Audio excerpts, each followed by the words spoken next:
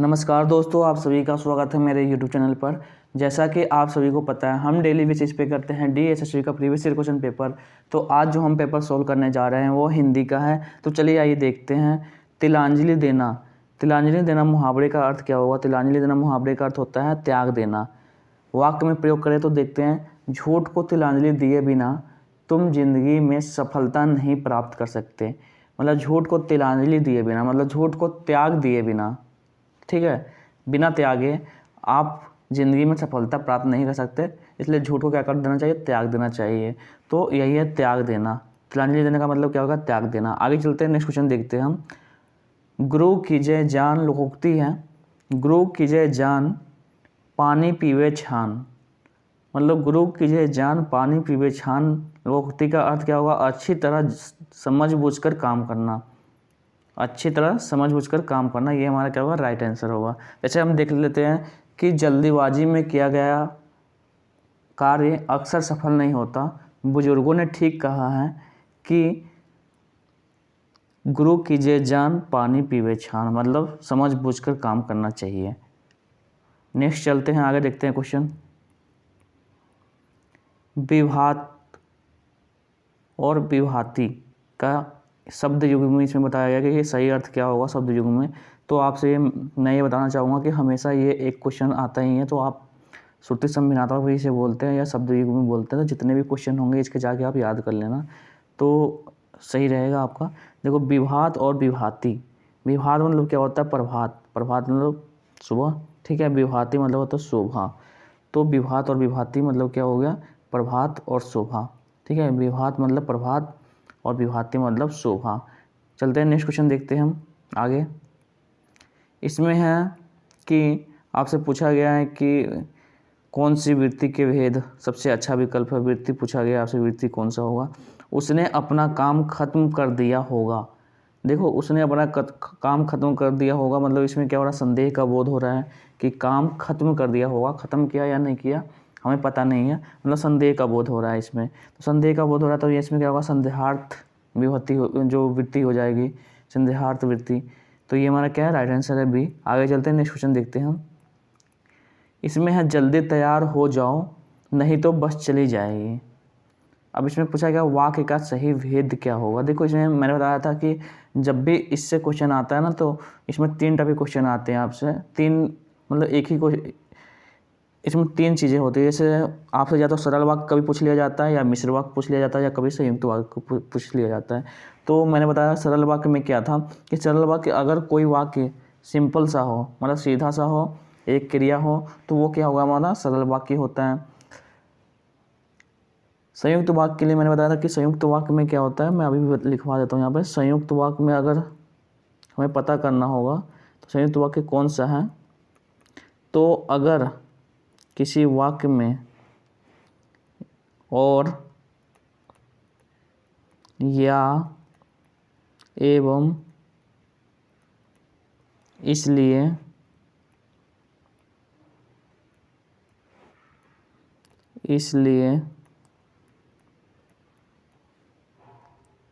अतः फिर भी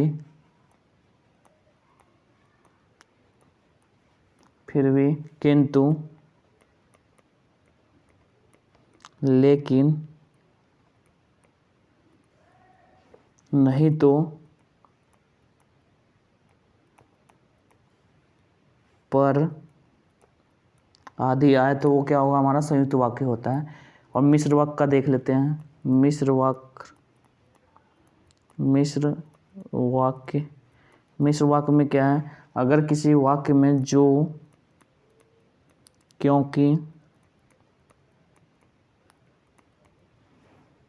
जितना, उतना,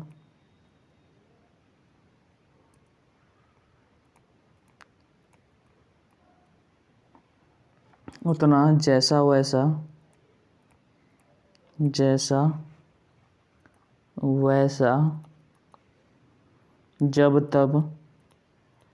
जब तब, जहाँ वहाँ, जहाँ वहाँ, यदि, यद्यपि, तथापि, तथापि। अगर यह किसी वाक्य में ये शब्द आए तो वो क्या होगा, हमारा मिश्र वाक्य होगा। तो संयुक्त वाक्य और मिश्र वाक्य में देखो, अब हम देख लेते हैं यहाँ पे कि जल्दी तैयार हो जाओ नहीं तो बस चली जाएगी। अब देखो इसमें जल्दी तैयार हो जाओ नहीं तो बस चली जाएगी, इसमें नहीं तो आया ना ये। अब नहीं तो, अब देख लेंगे अब नहीं तो किस में है। देखो संयुक्त वाक्य में आते हैं, इसमें क्या है, और, एवं, इसलिए, अतः, फिर भी, किंतु, लेकिन और नहीं तो। नहीं तो आ गया इसमें, तो ये कौन सा हमारा हो गया, संयुक्त वाक्य हो गया। कौन सा हो गया, संयुक्त वाक्य। इसमें हमारा क्या होगा, राइट आंसर है। आगे चलते हैं, नेक्स्ट क्वेश्चन देखते हैं हम। निम्नलिखित प्रश्न में 4 विकल्प दिए गए, इसमें देशज हमें देखना है। देशज तो मैंने इसमें भी बताया था कि जो हमारा उत्पत्ति के आधार पर शब्द के 4 प्रकार हैं, तत्सम, तद्भव, देशज, विदेशज। तत्सम क्या होता है कि तत्सम वो शब्द होता है जो कि आपसे पूछा जाता है कि जो संस्कृत का मूल शब्द होता है उसे तत्सम बोलते हैं। तद्भव क्या होता है, संस्कृत के बिगड़े हुए रूप को तद्भव बोलते हैं।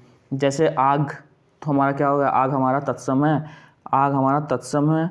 और अग्नि, आग नहीं, आग नहीं है, अग्नि है। अग्नि मतलब क्या होगा, अग्नि हमारा तत्सम होगा, अग्नि तत्सम वर्ड है। और इसी का बिगड़ा रूप क्या हो जाएगा, आग। तो आग क्या हो गया, हमारा तद्भव हो गया। इसमें और भी पूछा जाता है, फिर देशज पूछा जाता है, देशज शब्द कौन सा है और विदेशज शब्द कौन सा है, विदेशज। तो जिसका जो शब्द ऐसे हैं जिनका जन्म देश में, अपने देश में हुआ उसे देशज बोलते हैं, जो दूसरे देश से आए उसे विदेशज बोलते हैं। तो इसमें हम देख लेते हैं कि जो देशज कौन सा है। जो इसमें लिखा हुआ है खचाखच, ये कौन सा है, हमारा देशज है। सराय, सराय और आमदनी ये दोनों विदेशज है। ठीक है, ये कहाँ से आए हैं, दूसरे देश से आए हुए हैं। जैसे ये कौन सा वर्ड है, फारसी वह शब्द है हमारा, फारसी शब्द है, फारसी शब्द है। सराय और आमदनी। खराब, खराब भी दूसरे देश से आया है, विदेशी है। तो ये भी हमारा कौन सा हो गया, ये अरबी शब्द है, अरबी शब्द है। तो ये जो खचाखच हो गया हमारा कौन सा है, देशिज, देश का वर्ड है, अपने देश में इसका भी हुआ है। तो ये हमारा क्या होगा, राइट आंसर है सी। आगे चलते हैं, नेक्स्ट क्वेश्चन देखते हैं। निम्न विकल्पों में से सही विकल्प का चयन करें कीजिए जो शुद्ध वाक्य का सही विकल्प है। देखो इसमें शुद्ध वाक्य इसमें पूछा गया है कि आपसे विनम्रता के बिना स्वतंत्रता पर नहीं होता। ठीक है, तो ये गलत है हमारा। इसमें विनम्रता से बिना नहीं होता है। विनम्रता के बिना स्वतंत्रता का कोई अर्थ नहीं है। तो ये हमारा क्या है, राइट आंसर है। आगे चलते हैं, नेक्स्ट क्वेश्चन देखते हैं हम। इसमें आपसे पूछा गया दुष्ट का सही अर्थ उचित अर्थ वाला विकल्प होगा। देखो दुष्ट का मतलब, तो इसमें बात की गई है दुष्ट, तो दुष्ट का क्या होता है, वंचक इसमें क्या है, राइट आंसर है। दुष्ट का जो मतलब होगा वंचक होगा। वंचक मतलब क्या होता है, आपसे अगर पूछ लिया जाए कि वंचक क्या है, तो वंचक मतलब होता है हमारा धोखेबाज बोल सकते हो इसे। वंचक मतलब धोखेबाज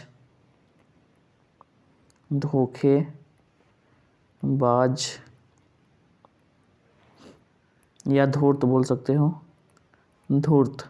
तो ये दुष्ट का क्या होगा, धोखेबाज, धूर्त। तो ये वंचक हो गया।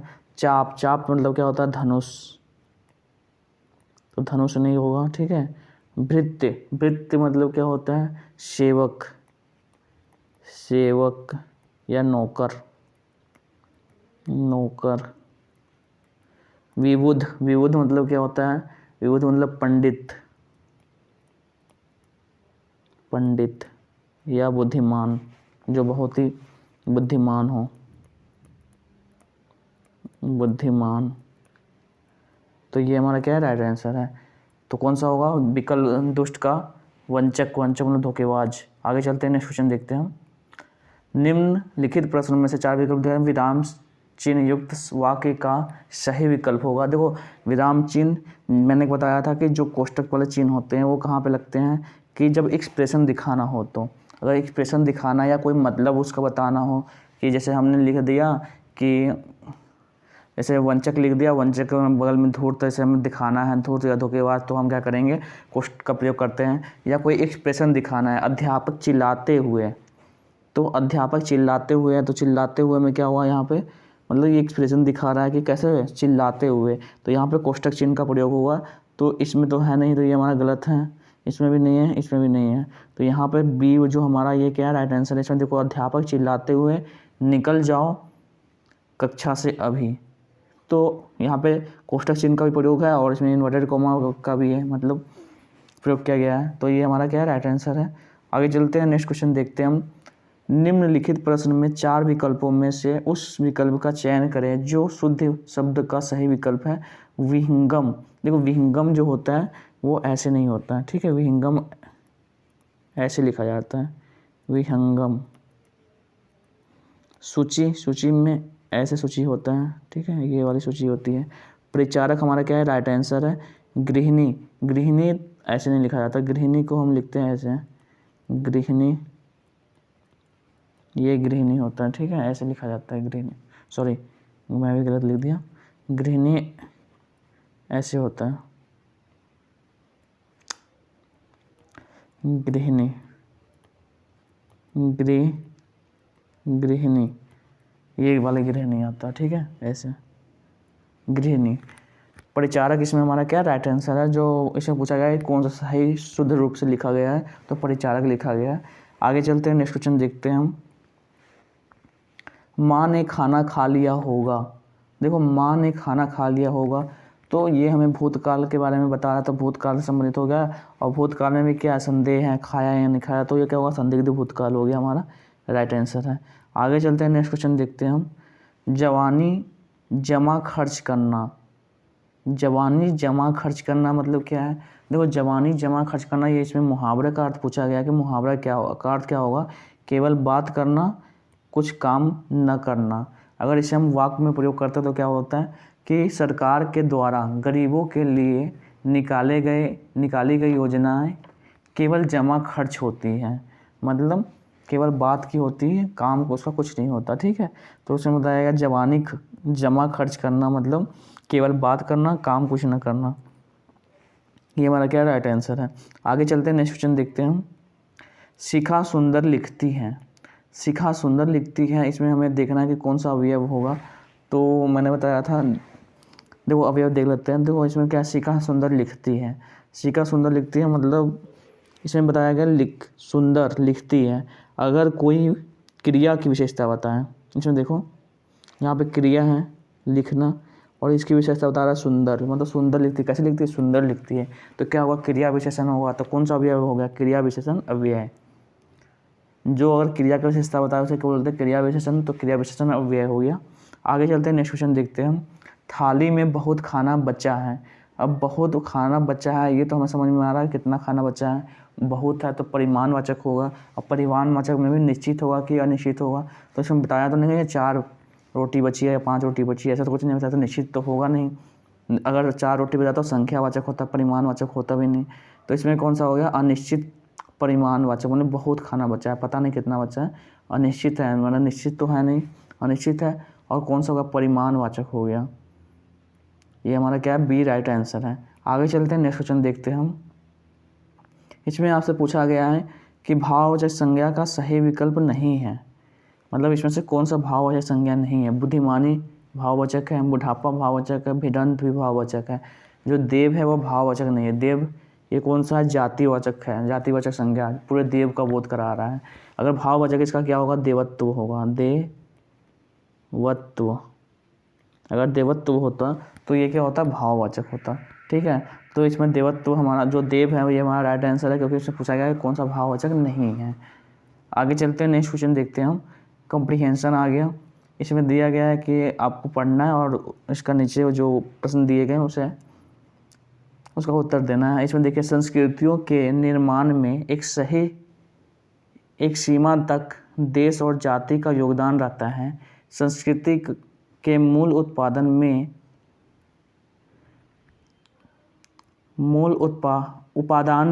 उपादान तो प्राय सभी सुसंस्कृत और सभ्य देशों में एक सीमा तक समान रहते हैं, किंतु बाह्य उपादानों में अंतर अवश्य आता है। राष्ट्रीय या जातीय संस्कृति का सबसे बड़ा योगदान यही है कि वह हमें अपने राष्ट्र की परंपरा से संतृप्त बनाती है, अपनी रीति नीति की संपदा से विच्छिन्न नहीं होने देती है, अपनी रीति और नीति की संपदा से छिन्न नहीं होने देती। आज के युग में राष्ट्रीय एवं जातीय संस्कृतियों के मिलन के अवसर अति सुलभ हो गए हैं। कुछ ऐसे विदेशी प्रभाव देश पर पड़ रहे हैं जिनके आतंक ने हमें स्वयं अपनी संस्कृति के प्रति संशयालु बना दिया है। किसने बना दिया है? विदेशी संस्कृतियों ने संशयालु बना दिया है। हमारी आस्था डिगने लगी है। यही हमारी वैचारिक दुर्बलता का फल है। अब देखते हैं, क्वेश्चन देखते हैं, राष्ट्रीय या जातीय संस्कृति का सबसे बड़ा योगदान क्या है? तो राष्ट्रीय जातीय सबसे बड़ा योगदान क्या है, इसमें देख लेते हैं। देखो कि यह अपने रीति रिवाजों से दूर नहीं होने देती। बात सही है कि जातीय संस्कृति अपने रीति रिवाज से दूर नहीं होने देती है, कि यह अपने रीति रिवाज को दूर कर देती, दूर तो करेगा नहीं। कि यह हमें सुसंस्कृत नहीं हो जाती, ये भी गलत है। हमारा जो पहला वो राइट आंसर है। आगे चलते हैं, नेक्स्ट क्वेश्चन देखते हैं हम। इसमें देखो, किस अनुच्छेद का कोई उपयुक्त शीर्षक क्या होगा? संस्कृति बाहुपादान तो होगा नहीं, जातीय संस्कृति आस्था की कमी, तो इसमें से कोई हमारा सही नहीं है। संस्कृति योग का प्रभाव, ये हमारा क्या है? राइट आंसर है बी। आगे चलते हैं, नेक्स्ट क्वेश्चन देखते हैं। अपनी संस्कृति के बिना संशयालु होना या आस्था में कमी होने का कारण है बाहुपादानों में अंतर, राष्ट्रीय एवं जातीय संस्कृति, वैचारिक दुर्बलता के कारण ही क्या होता है? हमारी जो आस्था होती है उसमें कमी होने लगती है, हमें समझ में नहीं आता कि हम कौन सी संस्कृति को अपनाएं, तो ये हमारा वैचारिक दुर्बलता। अब आते हैं, अनुच्छेद के अनुसार संस्कृतियों के निर्माण में किसका योगदान रहा है? तो देश और जाति का, ये हमारा क्या है? राइट आंसर है। आगे चलते हैं, नेक्स्ट क्वेश्चन देखते हैं। इसमें से कौन सा सुलभ का विलोम शब्द है? सुलभ का विलोम क्या होगा? दुर्लभ। ये हमारा क्या है? राइट आंसर है। सुलभ का विलोम दुर्लभ होता है। अधीन का पूछ ले तो अनाधीन होगा। अनाधीन।